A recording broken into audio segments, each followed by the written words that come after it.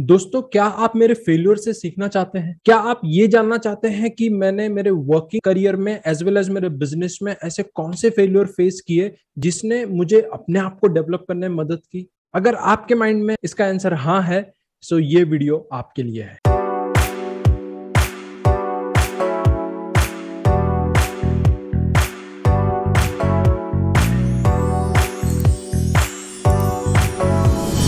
Hey friends, this is Manish Upadhyay, people performance expert, TED speaker and a corporate trainer. I am on mission to help and guide 1 lakh millennials to grow in their career through Apex Transformation System. ये particular video में मैं वो failures आपसे share कर रहा हूँ जिसने मुझे अपने आप को एक नए वर्जन में डेवलप करने के लिए खूब मदद की। सबसे पहला फेलियर जो मैंने फेस किया वो था मेरा स्टडी में रिजेक्शन। दोस्तों, मैं 3rd स्टैंडर्ड में था और मेरे स्कूल में डिसाइड किया गया था कि ये जो लड़का है ये अच्छा नहीं पढ़ रहा है, तो इसको निकाल देते हैं, इसको कहीं दूसरे डिवीजन में शिफ्ट करते हैं। ऐसा सब प्लान चल रहा था और किसी तरह मैं वो स्कूल में बने रहा। वो पर्टिकुलर फेल्यूर ने मुझे मेहनत करने के लिए पुश किया। क्या होता है जब आप छोटे रहते हैं तो फियर ऑफ मिसिंग आउट वाला जो रहता है ना, वो फियर रहता है ना। तो मुझे ऐसा डर था कि हाँ, मैं पीछे रह जाऊंगा, इसलिए वो एक फेल्यूर ने मुझे पुश किया अपने स्कूल में अच्छा करने के लिए। मैंने 4th स्टैंडर्ड में फिर बहुत अच्छा परफॉर्म किया। सो ये एक पहला फेल्यूर है जिसने मेरे स्टडी को नए लेवल पे लेके गया, या मैं बोलूंगा ये फेल्यूर ने मुझे बताया कि हाँ, मैं भी अच्छा कर सकता हूँ।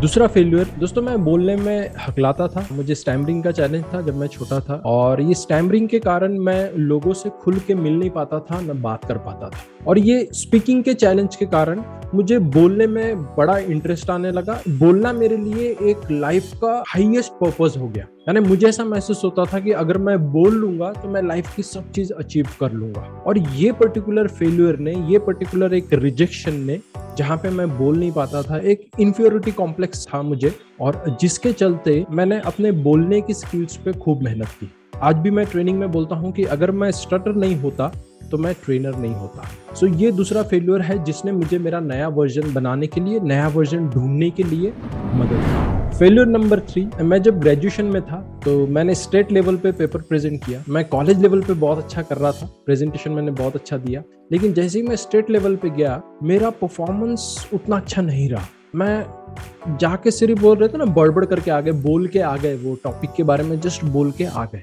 मुझे ऐसा लगा कि मैं कॉलेज को रिप्रेजेंट कर रहा था state level paper presentation contest में, बट मैं उस लायक डेवलप ही नहीं हुआ था। वो फेल्यूर ने मुझे ये सिखाया कि आपकी ओरिजिनल स्ट्रेंथ, आपकी ओरिजिनल स्किल्स पता चलती है जब आप अपने आप को एक्सपोज करते हो एक्सटर्नल वर्ल्ड में।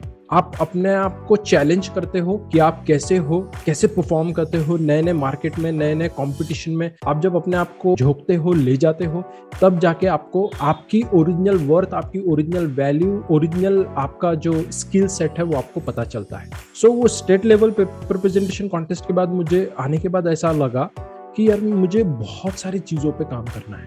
कभी कभी क्या होता है फ्रेंड्स, ये जो डर रहता है ना, यही आपको पुश करता है एज अ मोटिवेशन। या जो मेरे लाइफ में रादर देन इंस्पिरेशन, डेस्पिरेशन काम किया, एक्साइटमेंट से ज्यादा फियर काम किया। फियर ने मेरे लाइफ में फ्यूल जैसा काम किया। ये एक फेल्योर था जिसने मेरी प्रेजेंटेशन स्किल्स को डेवलप करने के लिए मदद की। 4th फेल्योर, फ्रेंड्स, मैं SSB इंटरव्यू में फेल हुआ 3rd ईयर में। इंजीनियरिंग के कैंपस प्लेसमेंट में मेरा रिजेक्शन हुआ। ये तीनों रिजेक्शंस के बाद ये फेल्योर ने मुझे सिखाया कि हम वो ट्राई नहीं कर सकते, वहां नहीं जा सकते जो हम लकीली या लक बाय चांस चाहते हैं। और उसने मुझे सिखाया कि यार आपको जो चाहिए ना, उसके लिए आपको मेहनत करनी पड़ेगी, तो ही आपको मिलेगी। और अगर आपको लकीली कोई चीज मिल भी जाती है जिसके लिए आपने मेहनत नहीं की है, बिलीव कीजिए फ्रेंड्स, उसको पकड़े रहने के लिए तो भी आपको मेहनत करनी पड़ेगी, अदरवाइज वो चीज आपके हाथ से निकल जाएगी। तो मेहनत तो करनी ही है, चाहे वो पाने के लिए, चाहे उसको पास में रखने के लिए। फेल्यूर नंबर 5, दोस्तों, मेरा रिजेक्शन हुआ 1st कैंपस प्लेसमेंट में जब मैं MBA करने गया। फाइनेंशियल कंपनी थी। फाइनेंशियल कंपनी में क्या हुआ, जब मैंने इंटरव्यू दिया तो मेरा रिजेक्शन हुआ। और जब मुझे पता चला कि मैं सिलेक्शन नहीं हुआ है, लेकिन HR ने मुझे मिलने के लिए बुलाया, तो मैं HR से मिलने गया। जैसे ही HR से मिला, HR ने मुझे बताया कि मनीष, आपकी जो स्किल्स है, सॉफ्ट स्किल्स है, that is up to the mark, लेकिन हमें ऐसा इंडिविजुअल चाहिए जो फिनेंस मार्केट का नॉलेज रखता हो। आपने जो MBA किया है वो फाइनेंस बैकग्राउंड से नहीं है, that's why we are not selecting you. Feedback लेना या फीडबैक आपके लिए बहुत जरूरी है, क्योंकि जरूरी नहीं है कि फीडबैक हरदम आपको आगे वाला पर्सन देगा। कभी कभी आपको मांगना भी चाहिए, आपने पूछना भी चाहिए कि मैं कैसा कर रहा हूँ, हाउ आई एम डूइंग।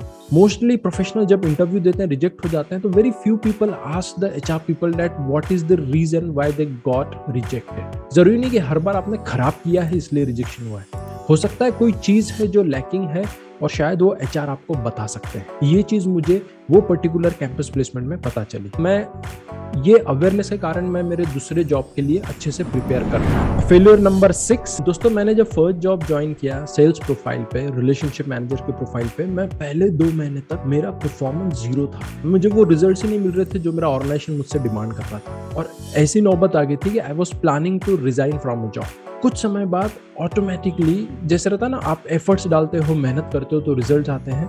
कुछ समय बाद मेरे रिजल्ट आने शुरू हुए।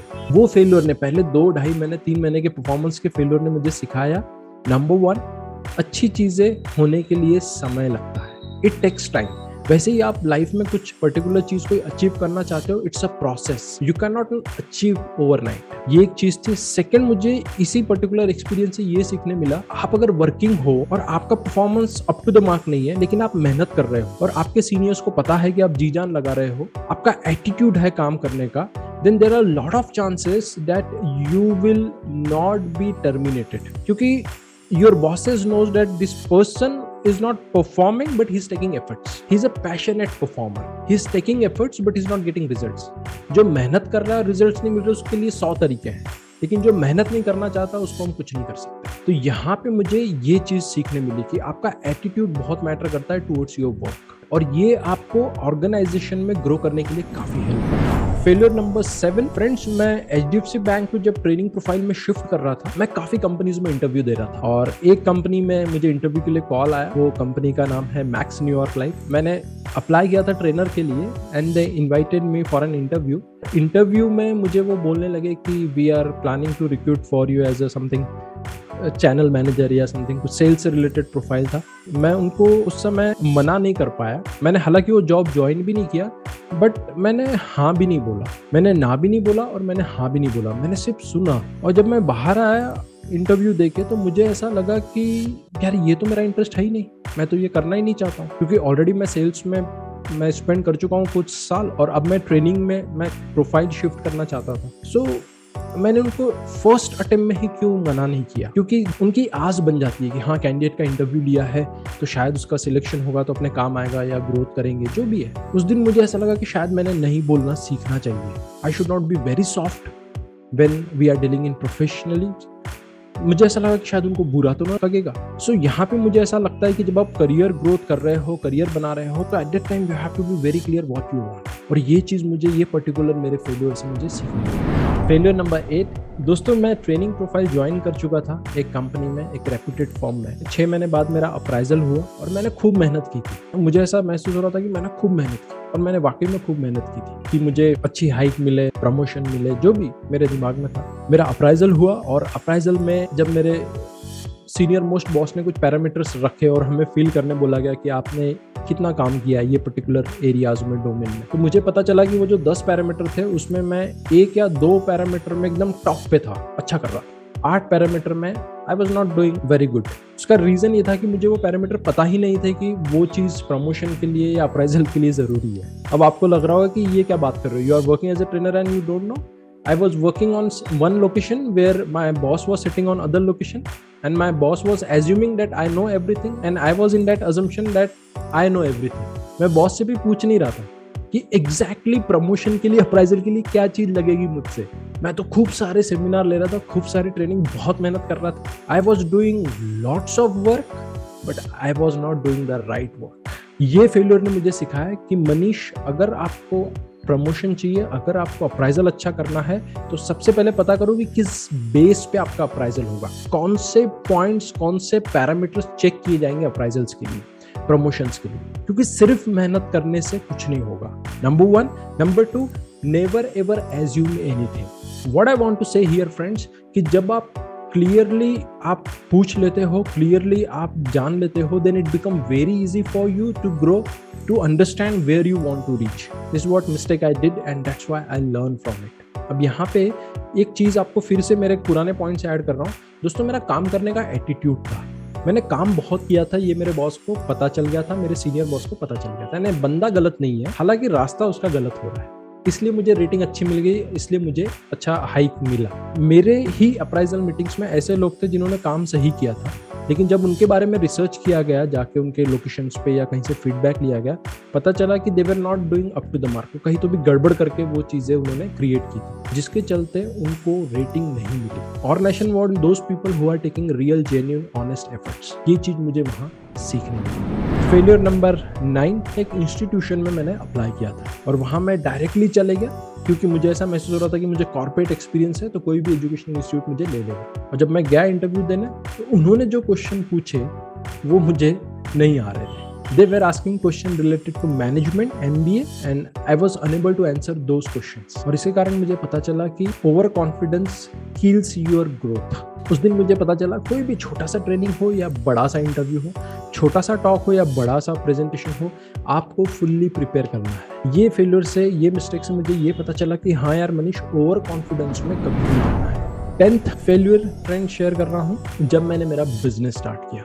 मैं जब बिजनेस स्टार्ट किया तो मेरा माइंड ये था कि मुझे बहुत सारा काम करना है, मुझे हर चीज काम करनी है, क्योंकि पहले से मेहनत करने की आदत है। वो same philosophy, same rule, same procedure मैं बिजनेस में भी अप्लाई कर रहा था। मैं ये कोशिश कर रहा था कि हाँ, डिजिटल मार्केटिंग भी मैं करूंगा, ये कॉल्स भी मैं करूंगा, ट्रेनिंग भी मैं लूंगा, हर चीज मैं ही करूंगा। और उसके बाद मैं दिन भर बिजी रहता था, लेकिन मेरे हाथ में रिजल्ट्स कुछ भी नहीं आ रहा था। इवन रिजल्ट्स आते भी थे, लेकिन I was completely packed up. Initially business में हर कोई बिजी रहता है, मैं ये नहीं बोलूंगा कि पहले दिन से सब फ्री हो जाते हैं, नहीं। लेकिन आप जब नए चेयर पे बैठते हो, आप जब नया रोल लेते हो, आप जब नई चीज स्टार्ट करते हो, आपको अपने आप को उस रोल के लिए, उस चेयर के लिए बनाना पड़ता है। और वो चीज मैंने वो पर्टिकुलर टाइम पे सीखी। When I joined business, initially 1 year I was doing lot of hard work. मुझे रिजल्ट्स भी आ रहे थे, लेकिन at the same time I was feeling अगर मैं ऐसे ही मेहनत करते रहूंगा तो मेरी हेल्थ पे बहुत ज्यादा अफेक्ट होगा, मेरा स्ट्रेस लेवल बहुत हाई लेवल रहेगा। Then I was thinking यार कुछ तो गड़बड़ हो रहा है। ये पर्टिकुलर फेलियर ने, मिस्टेक ने बोलिए, मुझे सिखाया कि कैसे मनीष आपको बिजनेस के लिए आपको नया बनना पड़ेगा। और उसके बाद I learn lot of things with respect to systems, people management, people performance, and then I have adopted it. So ये चीज जो मैंने सीखी, ये मेरे बिजनेस के टाइम पे सीखी। लास्टली 11वां फेलियर वो था फाइनेंशियल मैनेजमेंट में failure. I faced a huge loss in my business, not because of the clients issue, not because of the business issue. I face huge loss due to over risk. मेरा business बहुत अच्छा था, लेकिन मैं बहुत ज्यादा risk ले रहा था इन्वेस्टमेंट पर से। I invested a huge amount in real estate and that's why I face a lot of money crunches in my business. And that was the one failure which taught me कि यार मनीष, आपको financial literacy लानी पड़ेगी अगर आपको business को expand करना है, ग्रो करना है। दोस्तों, यहाँ पे मुझे एक चीज क्लियरली समझ गई। There is a difference between earning money, managing money and investing money. I was good in a first part, earning money, but I was worst in the last 2 parts. और ये 2 चीजें मुझे वो फेलियर में सिखाई। मैं आशा करता हूँ फ्रेंड्स, मेरे 11 फेलियर से, 11 मिस्टेक से आपको बहुत सारी चीजें सीखने मिली होगी। आशा करता हूँ ये 11 मिस्टेक्स आप अपने लाइफ में नहीं दोहराएंगे और मेरी जर्नी से सीख के आप अपने प्रोफेशनल में अप्लाई करेंगे। अगर आपको वीडियो पसंद आया है तो लाइक जरूर कीजिएगा, आपके क्या कमेंट है शेयर कीजिएगा, और हाँ, चैनल को सब्सक्राइब करना ना भूले, क्योंकि मैं ऐसे यूनिक वीडियोस लाते रहूंगा। Thank you so much. Manish Upadhyay signing of.